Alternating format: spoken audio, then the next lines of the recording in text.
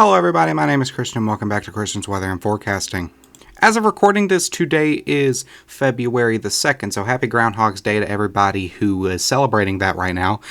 For the most part, though, we are wrapping up the winter weather. There is some major stuff going on towards the west coast. We got a little bit of severe weather, but soon we will be once again diving right back into tornado season, and that's going to be pretty active from what we've seen from people like Reed Timmer this year.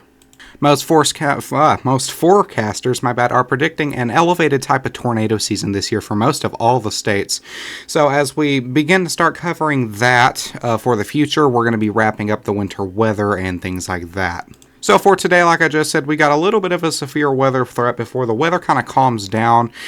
Towards the west coast, we have some winter weather activity, so we're going to cover that too. So sit tight. Let's go ahead and dive right into it. And for today, the National Weather Service has highlighted a slight risk of severe weather through central Texas to northern Texas, a marginal risk stretching all the way into western Oklahoma and down through portions a little bit of eastern Texas and western Texas, and then that general thunderstorm risk from California to Oregon and then throughout all the way into Arizona. This tornado threat isn't the main thing that we're seeing, so even though it is getting close to that tornado season time, not everything is impacting just yet. We do have that 2% tornado threat, though, stretching from central Texas, northern Texas, all the way into western Oklahoma. So if you're in those areas, it's not a major tornado threat, but make sure you're keeping an eye out for the possibility for there to be those spin-up tornadoes. We have a 5% tornado threat, and this is what kind of makes this storm a little bit unique. The main threat for this storm is the hail. Down towards southern Texas, up into central Texas, we have that hatched risk for that southern Texas area. But for the main part, that 15% where we're seeing that slight risk, is that going to be that hail qualification.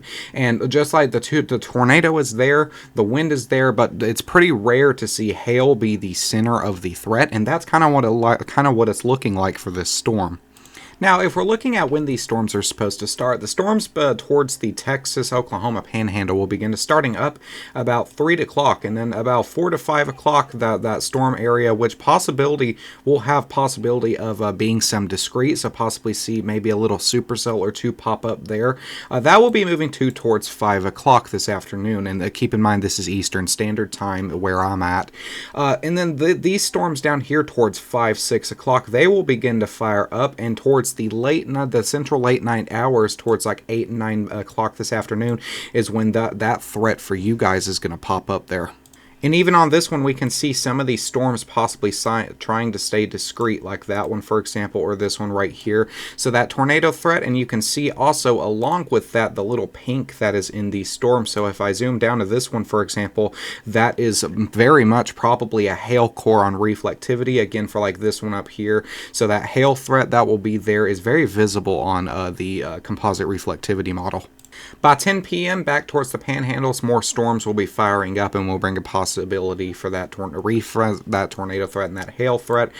Dallas, about 10 o'clock this afternoon as well, a little possible squall line of storms will begin trying to form up.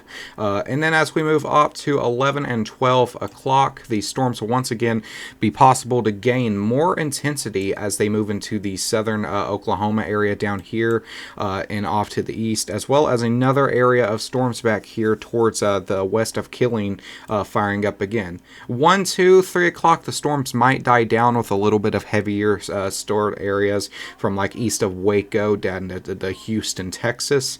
But this whole storm will be stretching all the way up into portions of Kansas and Nebraska. So this, for the whole area, this is a pretty big storm, with the main severity of this going to be for portions of the eastern Texas, Louisiana area. I'm not going to go back to the National Weather Service website for the Day 2 model, but if we look right here, Day 2 is going to be stretching from anywhere from Corpus Christi down to southern Louisiana, and as well as that general thunderstorm risk stretching all the way up here into Kansas. And once again, we're going to have another line of storms about 5, 6 in the morning. Keep in mind this will be Eastern Standard Time, and you can see that right here. They impact Houston about 7, 8 in the morning. Will bring a possibility for that 5% wind, that 2% hail threat. And then this will move off into Louisiana as that general thunderstorm risk and a possibility for there that to still be that tornado threat off into 5 and 6 o'clock. This storm will impact big areas like Baton Rouge about 6, New Orleans about 10 to midnight. And these storms look like they might die down for the night before once again down here towards the south re-strengthening back up about 6 in the morning, which for this will bring the day 3 forecast, which will bring a marginal risk of severe weather down towards the southern Florida area and a general thunderstorm risk stretching through this whole area from anywhere from Texas, North Florida, and then down into Central Florida. And the last run we have is the storms kind of breaking apart as they impact southern Florida, this being less of a tornado threat, and a good amount of rainfall and possible flooding concerns up here towards Central Florida, North Florida, about anywhere from 5 to 7 that afternoon. Now, keep in mind that even with this, the models can change 100%, so make sure to check your local forecast office if you are in that severe weather portion. And so now we're going to check out the snowfall. This model is till about 3 p.m. tomorrow, so that will be Saturday. Tomorrow about 3 p.m. Once again, this is Eastern Standard Time. And look at the snow forecast models anywhere from Colorado up here into Idaho and portions of Montana, and down here into California, Nevada, down into portions of Arizona, New Mexico. There's a good amount of snow that is going to be falling towards the west coast. Now let's go ahead and break this down hour by hour.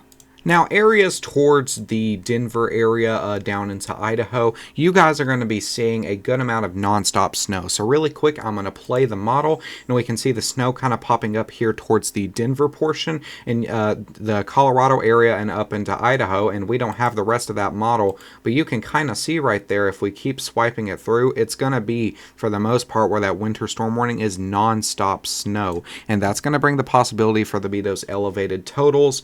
If we look over to California, your main area for snow where that winter storm warning is going to be anywhere from 2 o'clock this afternoon Eastern Standard Time and all the way up until about 1 to 2 in the afternoon tomorrow Eastern Standard Time as well.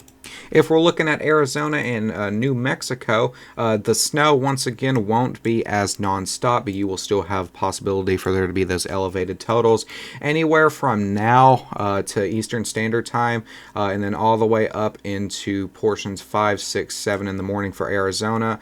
Towards that north of Santa Fe area, you will be able to see portions of those snow all the way up until the end of the model, which will be about 4 p.m. Same thing for up here towards the north, Idaho, towards Washington. Total snowfall, it's just going to be nonstop snow for the most portion of it. And if we're looking at that total snowfall model, once again, anywhere from California, central Colorado, down here towards Arizona, can see anywhere from a foot to a foot and a half of snow, with the main possibility, if we can look right here, being anywhere from about 6 inches to a foot, where that pink areas is towards anywhere from the north side of the western coast down here towards the south side of the western coast. This whole area is going to be seeing a lot of snow where the Rocky Mountains are. So for the most part, be snowy aware. If you need to travel, make sure you know how the road conditions are going to be like. Turn around if you need to. If it gets too icy, don't just crazily drive into it. You know better. If you're in the severe weather portion, even though it's the least amount of the severe weather for tornadoes, wind, and even hail not being as much as a concern, make sure you guys are being weather aware, because even though that risk is low, it's still there and it's still possible. The conditions can be favorable for all the risks. And I would like to give a channel update for tornado season in itself. I know I mentioned that in the beginning of the video. For the most part, I do plan to go live if there is a moderate plus threat, or if there is some sort of threat out there that can consist of a tornado outbreak or a severe weather outbreak, something like that. Maybe in an enhanced risk with like a 10-15% tornado threat. Kind of just depends on what we see. Depends on the outbreak, if it's in a good location, if it's in just a random field, a non-populated area. Kind of just depends on how that will form out. Once I do get a new computer, which I hope to get one within the next couple of months as well, streams will be a lot more active. They will be happen a lot more. But for right now, until that does happen, you can see even the videos are slightly laggy where this computer isn't exactly the best. The streams won't be as frequent unless there actually has to be a stream for something bad happening. But we do hope and we do pray that nothing like that will happen soon. And as well as that, March 26th, I do believe, we will be celebrating the 1-year anniversary for this channel, and I will be hopefully making an analytics video and all that, showing you guys how much we grow, thanking you for your support and everything like that. So thank you guys so much for watching. Thank you guys for the support through the past 9-10 months. Let's make this an amazing year. I'll see you guys in the next video. Have a great day.